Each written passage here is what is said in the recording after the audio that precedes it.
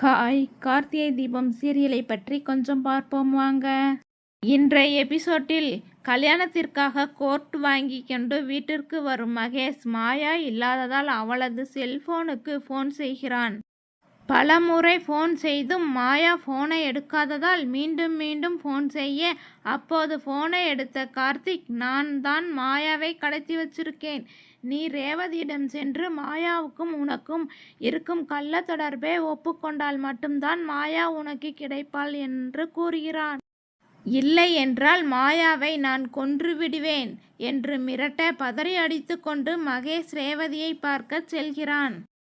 ஆட்டத்தை கலைத்த மாயா ரேவதி வீட்டிற்கு வரும் மகேஷ், நான் உன்னை காதலித்தது உண்மை இல்லை, உன் பணத்திற்காகத்தான் நடித்தேன்.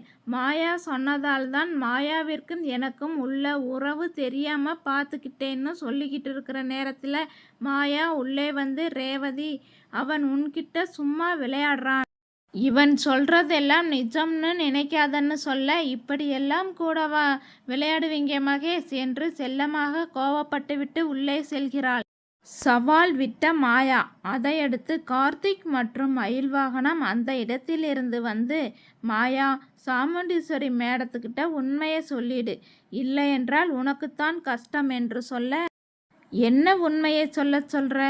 உன்னால் இந்த கல்யாணத்தை தடுத்து நிறுத்தவே முடியாது, உன்னால் முடிஞ்சதை நீ பார்த்துக்கோன்னு சொல்லிட்டு மாயா மகேஷை அழைச்சிட்டு வீட்டுக்கு போகிறாள். அதை பார்த்துட்டு கடுப்பான மயில்வாகனம், என்ன இவங்க இப்படியே போயிட்டு இருக்காங்க, கல்யாணம் நடந்துவிடும் என்று எனக்குத்தான் பயமா இருக்கு, இவங்களை ஏதாவது பண்ண வேண்டும்னு சொல்ல, அவங்க முகத்திலேயே பயம் தெரியுது, அந்த பயத்தை மறைச்சிட்டு தான் போயிட்டு இருக்காங்க, அமைதியா இருங்க, என்ன நடக்கும்னு நாம பார்க்கலாம் என்றார் கார்த்திக். இத்துடன் இந்த எபிசோட் முடிவடைகிறது.